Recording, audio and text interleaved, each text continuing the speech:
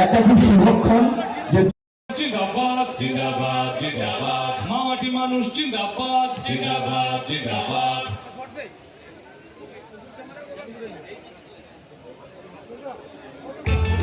By the agency and for the agency. Government মিডিয়াকে যা বলছে মিডিয়া তাই করছে। সব মিডিয়ায় দেখবেন বাবুদের বড় বড় ছবি আর বড় বড় বিজ্ঞাপন, কোনোদিন লোকের খোঁজ নিতে আসে না। আজকে বলো বেকারদের চাকরি দিয়েছো, 2 কোটি বেকারদের চাকরি দিয়ে বলেছিলেন, আজকে 10 লক্ষ পদ পড়ে আছে সেন্ট্রাল গভর্নমেন্টে, সেটা পর্যন্ত দাওনি। আগের বার ইলেকশনের আগে কি বলেছিলে? 15 লক্ষ টাকা করে লোকের বাড়ি বাড়ি পৌঁছে দেবে। কি 1 লক্ষ টাকা পেয়েছেন কেউ? যদি পেয়ে থাকেন বলবেন হ্যাঁ, যদি না পেয়ে থাকেন জোরসে বলবেন না। 2 লক্ষ টাকা কেউ পেয়েছেন? 3 লক্ষ টাকা কেউ পেয়েছেন? 4 লক্ষ টাকা কেউ পেয়েছেন? 5 লক্ষ টাকা কেউ পেয়েছেন? 6 লক্ষ টাকা কেউ পেয়েছেন? 7 লক্ষ টাকা কেউ পেয়েছেন?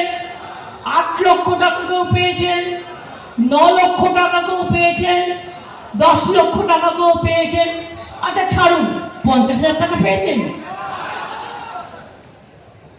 তো আপনাদের অ্যাকাউন্টে যখন টাকা নাই, বিজেপির বাক্সে ভোট নাই, এটা মাথায় রাখবেন। আজকেও বলছে এনআরসি হবে। আমি আপনাদের বোঝাচ্ছি এটা কি। একটা ধরুন মাছ, আজকে নবরাত্রি, যারা নবরাত্রি করছে আমার অনেক অভিনন্দন। কেউ ভেজ খান, কেউ নন ভেজ খান, আমার কোনো আপত্তি নেই, এটা তাদের স্বাধীনতা। কে কি খাবেন, কে কি পড়বেন, সেটা মাথায় রাখবেন। কিন্তু আপনি বলতে পারেন না আমি কি খাবো কি পড়বো, মানুষ কি খাবে কি পড়বে।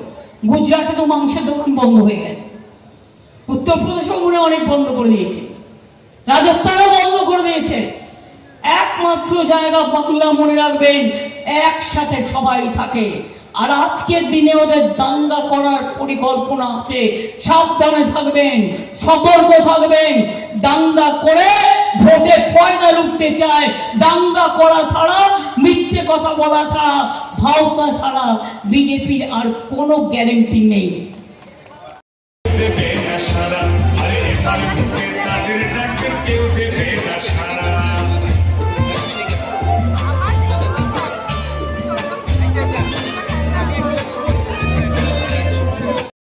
সংখ্যালঘুদের পেশো, বাঙালিদের পেশো, ছাত্র যৌবনের সর্বনাশ করে দাও, মা বোনেদের উপর অত্যাচার করো, দলিতদের উপর অত্যাচার করো, আদিবাসীদের উপর অত্যাচার করো, রাজবংশীদের উপর অত্যাচার করো, বড়দের উপর অত্যাচার করো।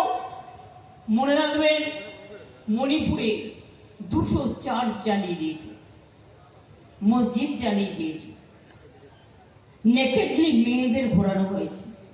আজও মেয়েরা জাস্টিস চেয়ে ঘুরে বেড়াচ্ছে। এই মোদি দেবে জাস্টিস? এটা আপনারা বিশ্বাস করেন? এটা আপনারা বিশ্বাস করেন? যদি মনে করেন আমি এখন মরে যাচ্ছি, সেটা বিশ্বাস করবেন, কিন্তু মোদি কারোর জন্য কিছু করবে এ কথা বিশ্বাস করবেন না। তার কারণ দাঙ্গাবাজ, ভাওতাবাজ, লুঠেরাই সরকার, এই সরকার জুমলাবাজ সরকার। এদের কোনো ক্ষমা নেই, আমি তো ক্ষমা করবই না। আপনাদের কাছে অনুরোধ করব, একবার জোট বাঁধুন। জোট মানে তৃণমূল কংগ্রেস। আমরা ইন্ডিয়াকে পথ দেখাবো। আমরা বাংলায় একা লড়ছি বিজেপির বিরুদ্ধে। কংগ্রেসও নেই, সিপিএমও নেই, ওরা বিজেপিকে সাপোর্ট করে ওখানে। কিন্তু অল ইন্ডিয়ায় আমরা ইন্ডিয়া জোটকে নেতৃত্ব দেবো, এটুকু আপনাদের আমি বলে রাখলাম। যদি আপনাদের সমর্থন থাকে আর আপনাদের কাজগুলো আমরা চেষ্টা করব করে দেব। কিন্তু এটা মনে রাখবেন, কখনো কখনো ভয় দেখাবে, ভয় দেখিয়ে টাকার বান্ডিল পুড়ে দেবে।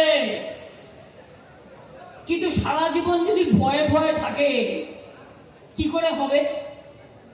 জন্মেছি যখন, মৃত্যু একদিন হবেই। তো রোজ রোজ ভয় কেন? রোজ রোজ ভয় কেন? কাকে ভয় পাবেন? কিসের জন্য ভয় পাবেন?